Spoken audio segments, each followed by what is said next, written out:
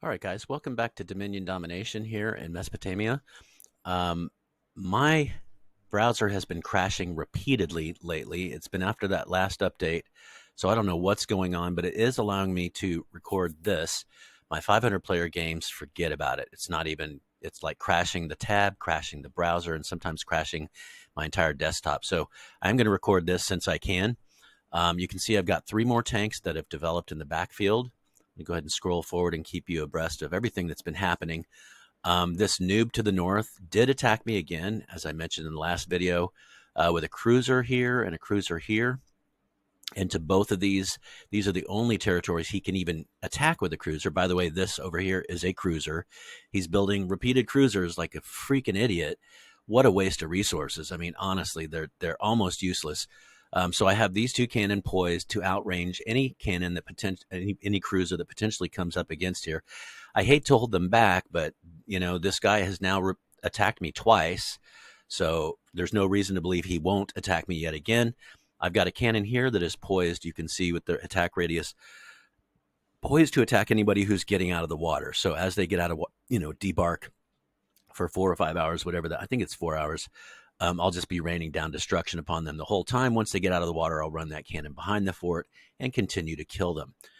You can see a cannon just developed here. Oh, by the way, in my back 8, I have 2 more tanks and 1 cannon developing, just to keep that in mind. Just in terms of the total army on the map. So that's 1 cannon and 2 tanks developing. Here's another cannon developing. That's 2 tanks, 2 cannon. Here's another cannon developing. 2 tanks, 3 cannon. Just keeping you up on what's happening here. You can see I have captured the entire Tikrit oil field complex. That is good news. And I'm moving in now across the front here. I've got 6 cannon here, 2 cannon here. I've got 9 cannon down here and 2 cannon in this stack. You can't see them all, but there's 2 here, I promise. And so once everything moves forward, I'm going to even out my cannons across the way here. I've got 11, 13, 19 cannon. So eventually 20 when this one comes in. So I should be able to have 5 in each stack, 4 across, and just sort of like a lawnmower, just mow down all this red over here until I get to Baghdad. We'll look at that in just a minute, just to keep you up with what's going on over here. This one, when I attacked in, I had a factory already, so I'm building a cannon there. So that is 2 tanks, 4 cannon, trying to keep track of everything that's developing. And I'm building that railway, essential for that resource production. Over here, I'm building my first factory, so I'm going ahead and building an armored car while I'm at it. Over here in the middle, it had a level 1, and I just finished the railway in the middle, which is great for moving my troops forward. And of course, resource production. I'm starting a level 2 factory, and I'm building a cannon there. So now we've got 1, 2, 3, 4, 5 cannon and 2 tanks developing in this frontal. 6 cannon and 2 tanks, also developing that railway. When I'm done with the railway, of course, I'll repair this level 2 factory.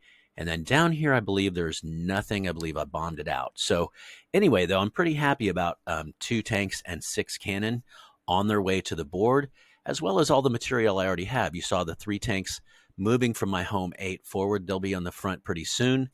And I've got a bunch of tanks already here. I believe I've got 2 in this stack up here, 2 down here, and a couple more down here. So those stanks. Oh, I love it. My stanks. Yeah, 5 tanks down here. So this is really good. Whatever I eventually attack into Baghdad with is going to be stiffened with a good dozen or more tanks, which I love. And then we're looking at, we already talked about 20 cannon. And, by the time I take all this red, look at this, all this glorious red, that's probably another 20 territories worth. So as I capture forward, don't forget, all that will be developing infantry for me, which will be streaming forward. Hopefully, once again, hopefully, I won't have to deal with noobs attacking across the channel. Typically, they try to master their own local oil field before they come in at me. And you can see this oil field is still in control of the AI, the original computer. This one is still in control of Najaf as well. And I went ahead and said last time to this guy, I went ahead and said to him when he attacked me last, like, hey, go attack your own local oil field, you know?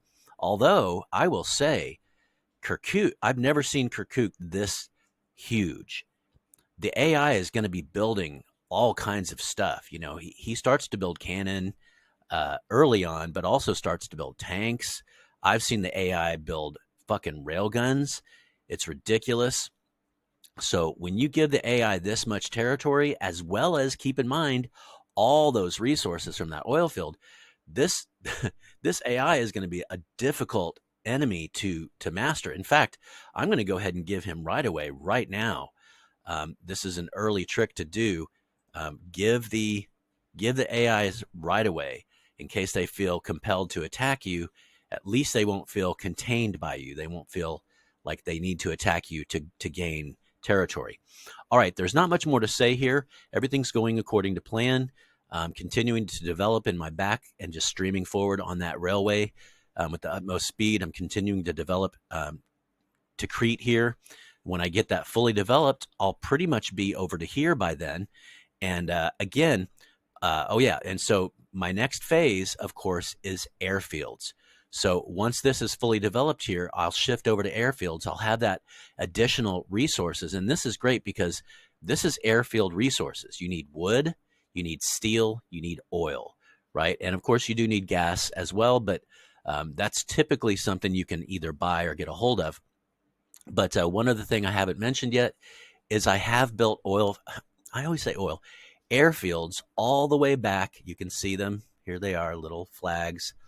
All the way back to my home base. Flag, flag, flag. And then across the water to here.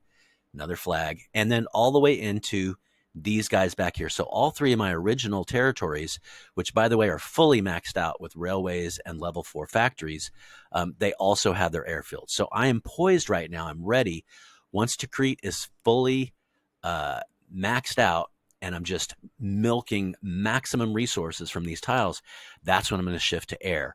So honestly, by the time I attack into Baghdad, I hope to have at least 6 bombers. I'm not going to go for fighters yet because I don't think many other people are going to have Air Force, and I know that Baghdad doesn't have Air Force. So I'm really going to go for that offensive hammer and anvil of the bombers as I attack in with all my, hopefully, again, a dozen tanks, maybe 25, 30 cannon, and hopefully 200 or 300 infantry. And those bombers will just be the icing on the cake. All right, guys, thanks for checking in to Dominion Domination.